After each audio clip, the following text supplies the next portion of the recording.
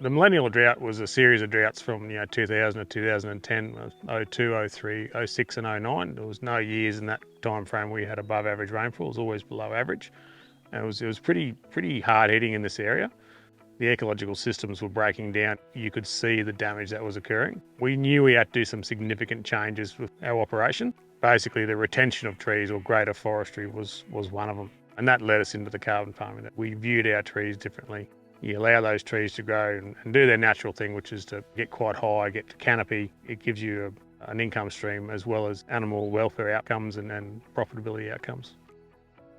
James and Kylie Henderson, so we're on Colodan, 250 kilometres west of Bundaberg, 4,600 hectares here of open eucalypt woodland where we run a breeding operation. We also have satellite properties where we do our backgrounding and fattening. We started looking into carbon farming a long time ago, probably about 2011. And ended up signing in about 2017. So we've got two projects here. We've got one which is human-induced regeneration, where we're getting paid for regrowing native vegetation.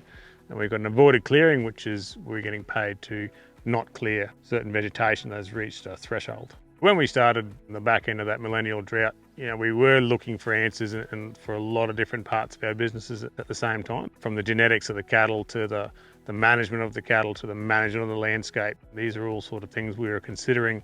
The first thing we started is we started going to a lot more field days and doing the MLA Edge Network programs, working closely with DPI then about feeding regimes, how to supplement feed best. We got a lot of information, and the hard part was taking that information, what you knew, that you learned at the field days, bringing it back and unpacking it and actually implementing it, but in a way that was conducive to your business and what your management at the time. So you can't go from one extreme to the other overnight. It does take time. So it took us 20 years to implement all those changes that we learnt.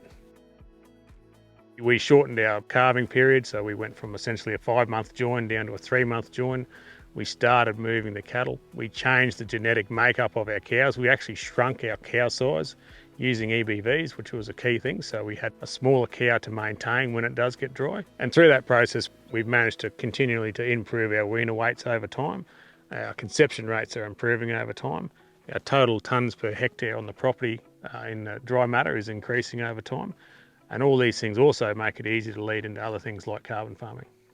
It led us into matching cattle to feed, so making sure getting to the end of your wet season going, righto, this is how many cattle we have going forward, this is what our feed requirements is, this is how much feed we have, and actually getting a plan in place and then implementing the plan. If you actually take that next step to say, no, we will be proactive here and reduce numbers where we need to, well then obviously you come out the other side in such a better position. Cattle are simply a representation of a healthier landscape. So if you want healthy cattle, you've got to have a very healthy landscape. So if your landscape is pushed and you're pushing the boundaries on the health of that landscape, it reflects quite quickly in those cattle. It's a pretty simple equation that if you've got a healthy, productive system that you're not running down and you're putting more back into than what you're taking out, is that your cattle follow suit. You sort of got to reverse the equation and look at your landscape first and your cattle second, and it makes it a lot easier. But you need those management actions around those cattle to be able to start that process. When we started looking into carbon farming, we weren't just looking at carbon farming, we were also looking at the forestry aspect because there is a simple relationship there. Ultimately you are growing trees, so those trees have a commercial value, and then linking that back to the cattle production and making sure we weren't basically dropping our cattle production just to make money somewhere else. So that was a bit of a process to align the management activities and get the right metrics. So were we measuring the right things to know that when we went down this road, we weren't going to lose production in some other part of our business. Once we identified that and we could move forward, it was a pretty simple process in saying we could backdate data and say, look, well, effectively we've been doing this anyway. We haven't seen any massive production drops or anything. Everything was going along right. Everything was trending up. So it gave us the confidence to go into those processes knowing that we were on the right track. The most important tools that we found were the real simple ones. Go online, look at long paddock report and print out how much feed you've got. In that report is the carrying capacity. In that report is how much feed you got relative to the areas benchmarked around you. Once you can draw the correlation between those two indicators, well, then you've got a pathway out of that pretty quickly. And then being able to do things like we're involved in the cash cow program, which was a very large benchmarking operation. It gave us really critical insights on how to benchmark effectively. But even now, we still reference that document. So every year I reference that document in saying how we are benchmarked against that study.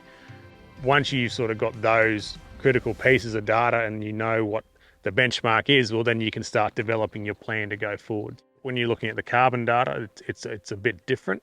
It's a new market, it's an emerging market. It's actually very hard to forecast. As opposed to the forestry one, which is quite an established market, it's actually a simpler equation to work out in your forestry where it's going to go forward. You've got time to develop that plan over time. The beef is very immediate. You do this, that happens, and the carbon is somewhere in between. Managing these carbon and forestry projects along with your beef going forward is a bit of a challenge in that the perception is that you're locking it up, but the reality is there's more management now than what there used to be in our landscapes. It's more important that we are completely on top of our weeds, we're completely on top of our feral animals. There's actually more management now in these areas than there probably ever has been, and that's a direct result because to get the most out of those projects, they need to be managed. It's quite simple. The more you manage them, the better they perform.